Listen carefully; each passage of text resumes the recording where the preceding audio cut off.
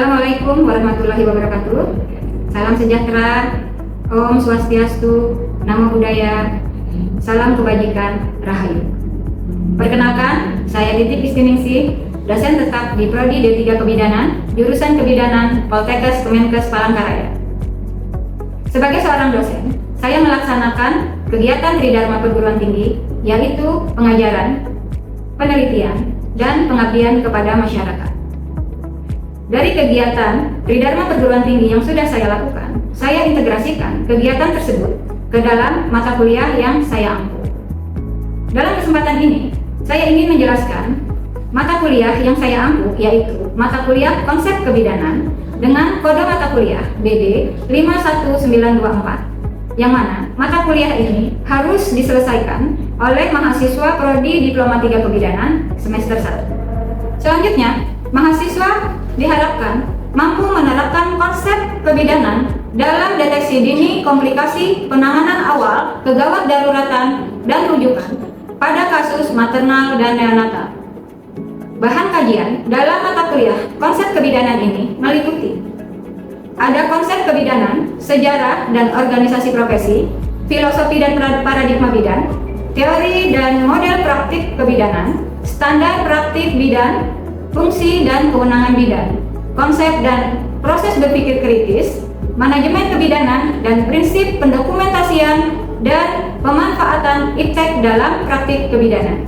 Mata kuliah konsep kebidanan memberikan kemampuan mahasiswa untuk melakukan asuhan kebidanan esensial dengan pendekatan manajemen kebidanan pada bayi baru lahir dan neonatus, bayi, balita, dan anak prasekolah, masa kehamilan, persalinan, nifas, menyusui, dan keluarga berencana di berbagai fasilitas pelayanan kesehatan dan di komunitas, sesuai dengan standar profesi dan nilai-nilai profesionalisme. Adapun capaian pembelajaran mata kuliah konsep kebidanan, yaitu mahasiswa diharapkan mampu menerapkan konsep kebidanan dengan asuhan kebidanan, mampu menerapkan konsep kebidanan dalam komunikasi, edukasi, dalam upaya promotif dan preventif bagi keluarga, kelompok, dan masyarakat. Metode pembelajaran dalam mata kuliah konsep kebidanan ini terdiri dari kuliah tatap muka dan juga menggunakan learning management system. Dalam mata kuliah ini, learning management system menggunakan SIAKA. Ada diskusi interaktif dan penugasan mandiri dan kelompok berupa diskusi kelompok dan bermain peran. Metode penilaian pada mata kuliah konsep kebidanan dilakukan dalam bentuk ujian tulis pada ujian tengah semester dengan bobot 40%, ujian akhir semester dengan bobot 40%, serta penugasan dengan bobot 20%. Demikian penjelasan tentang mata kuliah yang saya ampu. Selanjutnya, saya akan menampilkan video proses pembelajaran dengan metode yang sudah saya sampaikan tadi. Pagi mahasiswa itu semua. Pagi.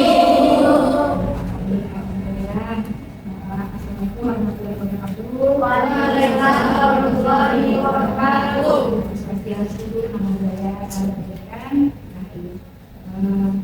Hari ini alhamdulillah itu senang sekali bisa kita berkumpul lagi di sini, ketemu lagi dalam mata kuliah konsep kebidanan.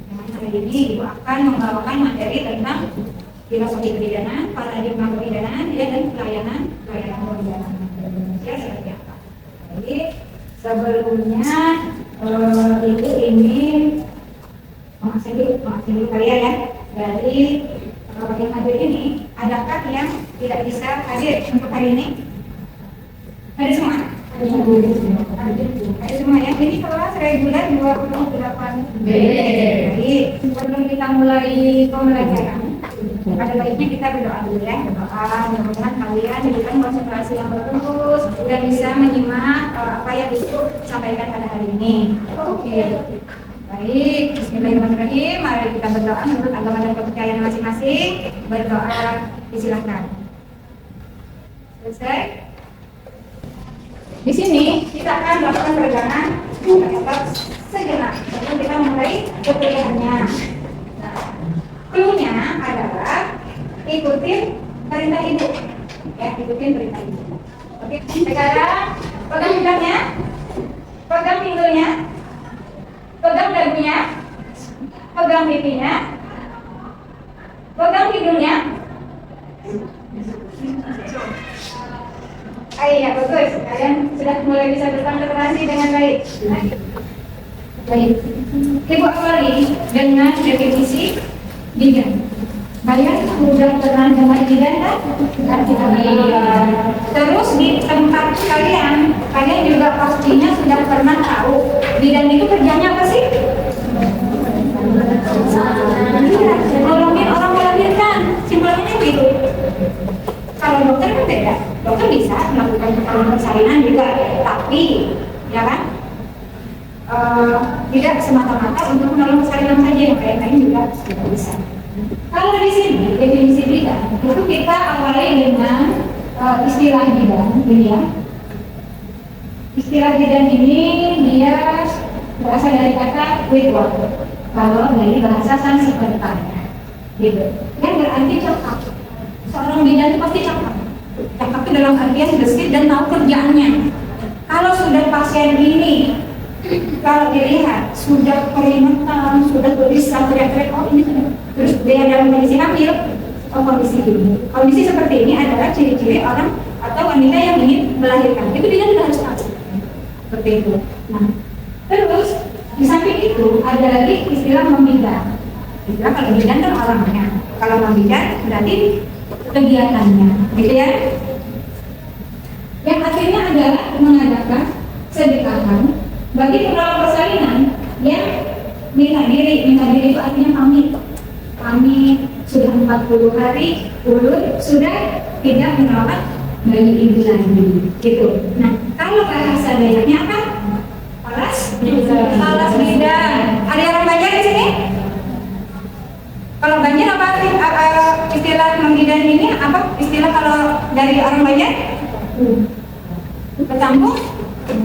Tampung tawar.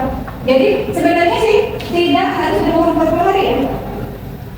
Biasanya puput pusat itu langsung diadakan gitu. Jadi masing-masing daerah berbeda istilahnya. Jadi ya, ada yang palas bidan, ada yang tampung.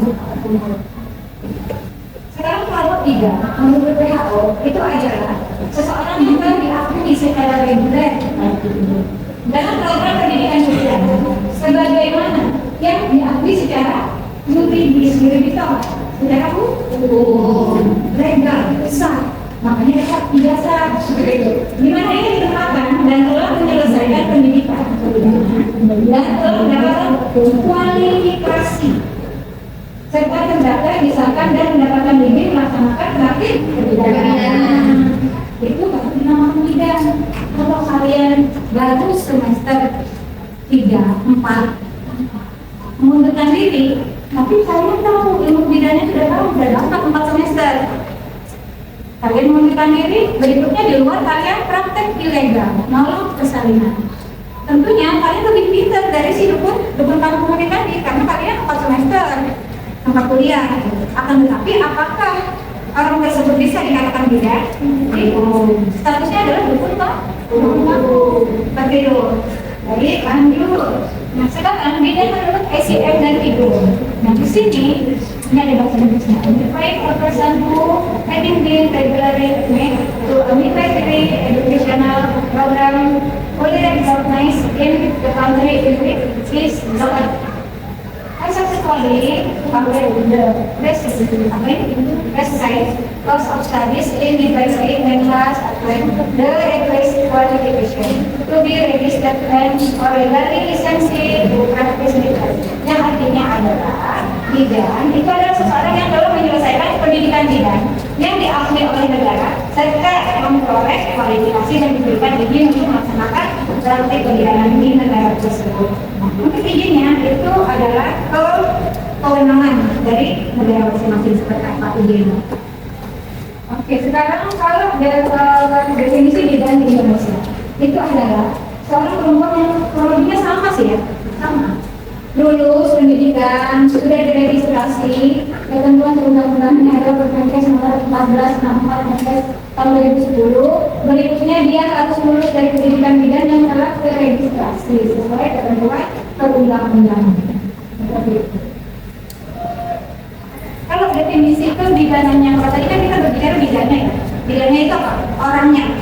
Nah, sekarang kalau berbicara pekerjaannya, kebidanan itu kan lingkup organisasi profesinya ya. Ini merupakan ilmu yang terbentuk dari sintesa berbagai ilmu yang bersinergi dari multidisiplin yang terkait dengan pelayanan kebidanan meliputi ilmu apa? Ada kedokteran, ada keperawatan, ada sosial, ada ilmu perilaku, ilmu budaya, ilmu kesehatan masyarakat. Kadang kita tuh filosofi bidan. Filosofi bidan ini merujuk pada pengertian, keyakinan, dan nilai yang dianut oleh seseorang yang mempengaruhi perilaku sehari-hari. Untuk filosofi kebidanan ini dapat diartikan sebagai keyakinan atau cara pandang dan nilai yang dianut oleh seorang bidan dalam memberikan pelayanan kebidanan. Itu filosofinya.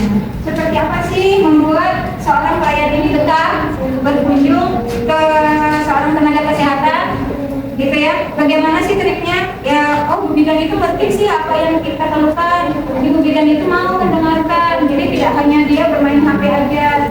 Setiap saya berkunjung ke kliniknya dan saya mengutarakan keluhan yang saya rasakan, ibu bidan tersebut punya solusi, sehingga ibu bidannya laku.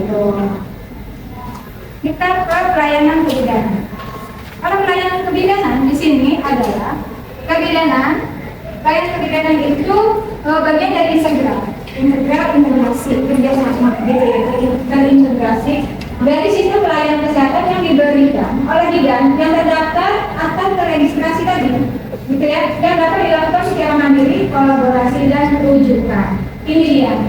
Ya, ingat bahwa pelayanan kebidanan itu ada pelayanan kebidanan mandiri, ya kan? Ada yang kolaborasi atau ada juga yang rujukan. Baik, untuk sasaran pelayanan kebidanannya itu perorangan bisa, ya kan? Ibu hamilnya saja boleh, satu keluarga bisa. Nanti kalian ada prakteknya namanya asuhan kebidanan komunitas PKL yang kalian diantarin ke satu desa. Tuh kakak Anda sudah menjalaninya di satu desa, nanti dengan berbagai-bagai tingkah temannya, nyusahin ataupun saling bantu ataupun bikin ribut, itu kalian akan menemukan itu nanti. Dan itu dipaksakan, kalian harus bisa bekerja sama dalam satu tim ini untuk membina satu buah desa. Itu yang artinya adalah pelayanan keluarga dan di masyarakat. Yang mana kalian PKL itu nanti akan membina lima keluarga, satu mahasiswa. Gitu. Satu mahasiswa kan membantunya berapa ratus kan? Nah, itu harus kalian bina. Membinanya seperti apa? Kalian identifikasi dulu permasalahannya, terus kalian kumpulkan. Oh, keluarga ini mempunyai permasalahan di ibu hamilnya. Kalian bikin penyuluhan tentang ibu hamil. Ibu hamilnya misalkan gizinya, ANC-nya nggak bagus nih. Dilihat dari buku PIN-nya ternyata tidak aktif. Sampai usia kandungannya 9 bulan, masa boleh 2 kali? Itu masalah. Nah, itu kalian bikin program kerjanya. Di sana nanti kalian menyuluh tentang ANC, misalnya ANC apa? Anda atau care atau pemeriksaan kehamilan. Itu salah satu contohnya. Nah, meliputi apa? Yang kita mengasuh keluarga tadi, individu, keluarga ataupun masyarakat tadi, itu meliputi upaya promotif apa? Promosi kesehatan. Kita mau promosikan kesehatan yang sudah menjadi program ya di puskesmas. Itu seperti apa sih ya? Itu yang kita bawakan. Sama seperti misalkan tadi contoh, ada mahasiswa yang menemukan permasalahan di ibu hamil yang tidak pernah melakukan pemeriksaan kehamilan. Nah, promosinya seperti apa? Berikan tentang pentingnya pemeriksaan kehamilan. Iya, pada saat hamil baik-baik saja. Nanti Bu, pada saat persalinan, Ibu akan jaminkan tensi Ibu tidak naik? Gitu.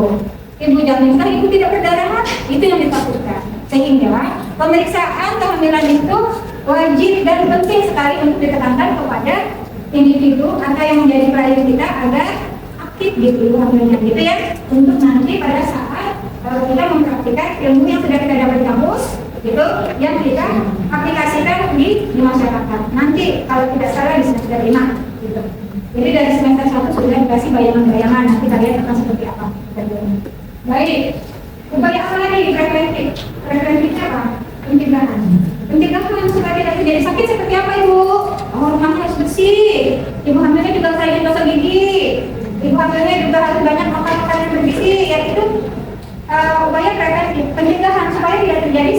sakit. Nah, kalau sudah sakit itu diobati. Diobati itu istilahnya apa, Nak? Kalau kuratif itu kalian berpikir, oh ini orangnya sudah sakit dan diobati, itu kuratif. Kalau preventif tadi apa? Mencegah. Jadi sebelum dia sakit kita upayakan dulu supaya tidak sakit. Misalnya nih, ini ada si siapa namanya? Bella ini lagi biru. Ini siapa namanya? Nabi. Nah, Nabi berupaya supaya dirinya tidak ketularan Bella karena Nabi tahu pilek itu penyebabnya adalah virus itu. Jadi kita bersin menular kan? Nabi udah tahu itu, makanya dia prepare mengadakan upaya preventif di tubuhnya. Dia minum vitamin C, dia minum air putih yang banyak, kayak gitu kan. Terus makanan dia pakai masker. Terus yang bersangkutan pun pakai masker juga, ambil ada bersih, terkumpul aja di dalam negeri, jadi tidak menyebar ke kemana-mana. Itu juga upaya preventif yang telah dilakukan kedua mahasiswa ini gitu. Ingat gitu aja. Kalau promotif tadi apa? Promosi kesehatan. Nah, kalau rehabilitasi apa? Yang sudah sakit tadi ternyata ada gejala sisanya, contohnya stroke. Ya kan, stroke kan? Ya kan? Upaya rehabilitasinya apa? Ingin mengembalikan yang lumpuh tadi ke fungsi yang semula. Dari yang begini dilatih terus sama ibu bidannya, Pak, tiap pagi genggam batu ini, Pak, gitu. Untuk menggerakkan ini nanti gerakan lagi, Pak, gitu. Atau ibu sampai akhirnya si pasien tersebut bisa normal kembali beraktivitas tanpa ada kelainan dari gerakannya. Itu adalah rehabilitasi. Nah, sama aja pakai rehabilitasi orang narkoba kan direhab katanya, direhabilitasi, disembuhkan, gitu ya, pemulihan bisa. Baik, sepertinya masih ada kan? Nah, sekarang kita ke pelayanan kebidanan yang dari promotif, preventif, kuratif, dan rehabilitatif. Ini tadi, ini kita bedakan lagi dari yang pelayanan kesehatan tadi ada 3. Ada layanan primer, ada layanan kolaborasi, dan ada layanan rujukan. Kita sekarang bahas layanan primer. Layanan primer ini adalah bidan yang sepenuhnya menjadi tanggung jawab dari pelayanan tersebut. Jadi mutlak si bidan yang menjadi penanggung jawab, benar tak salah tak tindakannya malpraktik tak. Yang menjadi penanggung jawabnya adalah si bidan itu sendiri. Gitu. Itu yang primer. Contohnya apa? Bidan yang punya klinik PMB. Nah, itu jadi bidan itu sendiri penanggung jawabnya. Jadi jangan menyalahkan orang lain kalau ada apa-apa. Gitu. Berbeda halnya jika di puskesmas. Maka pimpinan puskesmas yang akan bertanggung jawab. Rumah sakit, ya kan? Pimpinan rumah sakit yang akan bertanggung jawab jika ada sesuatu yang miss, gitu ya, dengan pelayanan kesehatan yang sudah diberikan ke masyarakat.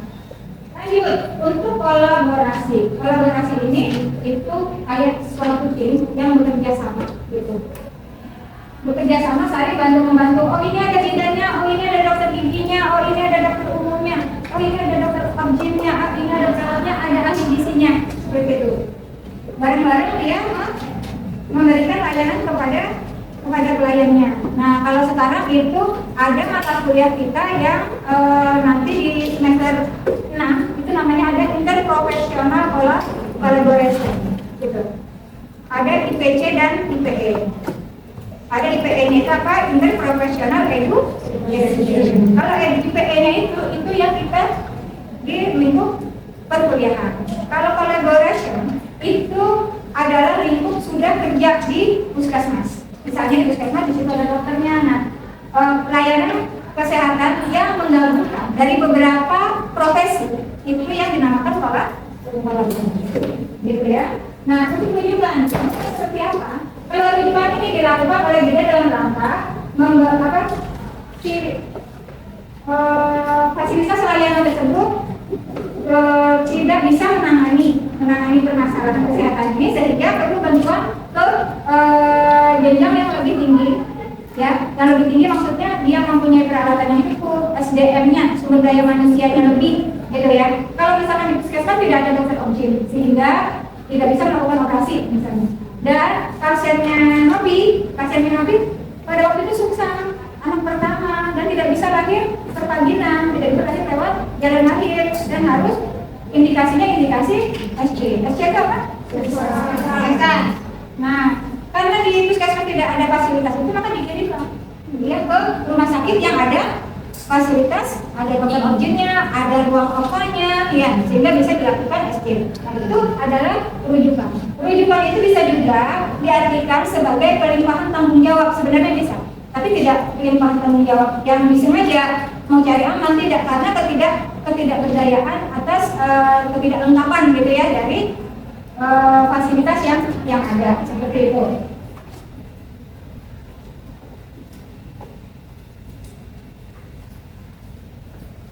Nah, kita sekarang berbicara keturunan. Kalau keturunan itu merupakan salah satu faktor yang menentukan kualitas manusia.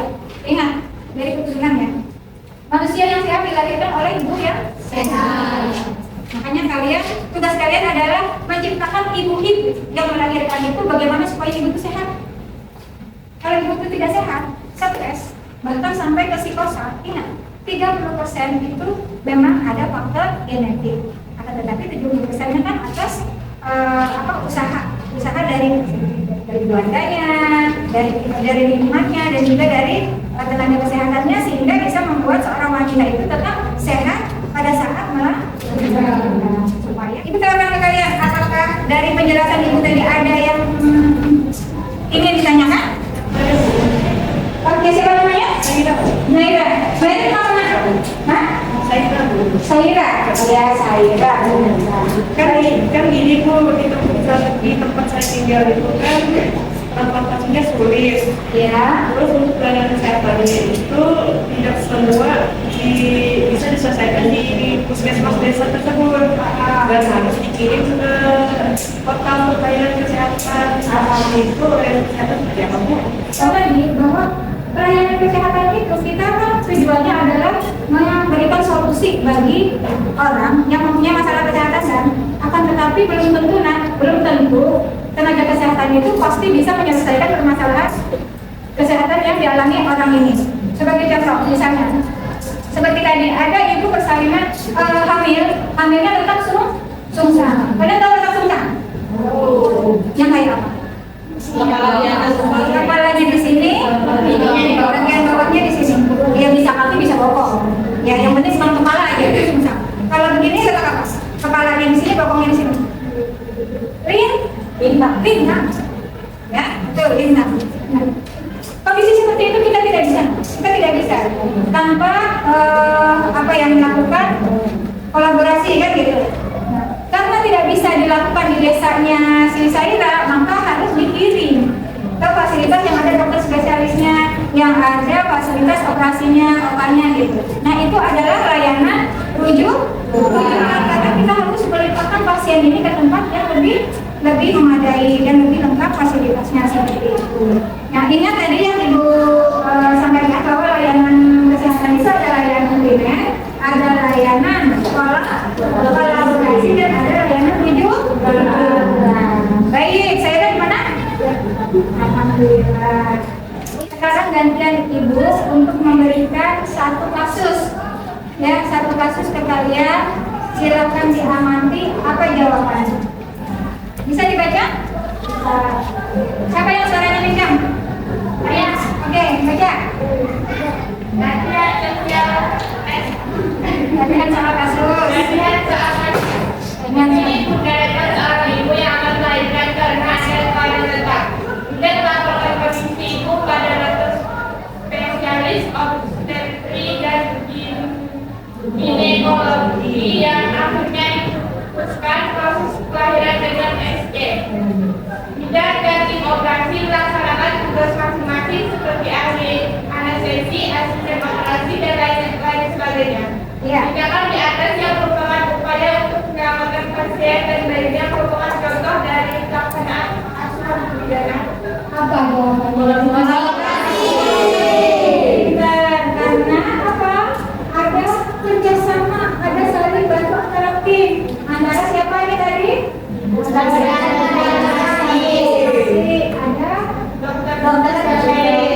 spesialis. Kalau kalian susah obstetri dan ginekologi, dokter obstetri.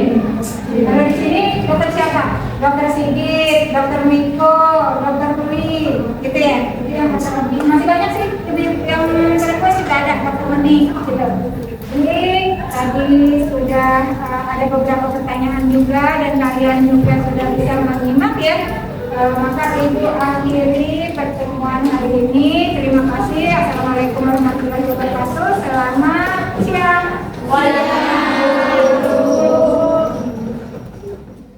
Demikian deskripsi singkat mata kuliah serta cuplikan proses pembelajaran mata kuliah konsep kebidanan yang saya ampu di Prodi D3 Kebidanan jurusan Kebidanan Poltekkes Kemenkes Palangkaraya.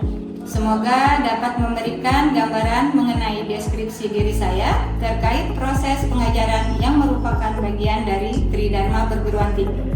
Terima kasih saya ucapkan kepada Panitia Sertifikasi Dosen tahun 2026 serta seluruh rekan-rekan baik tenaga pendidik dan kependidikan khususnya mahasiswa yang telah terlibat membantu proses sertifikasi dosen ini sehingga dapat berjalan dengan lancar.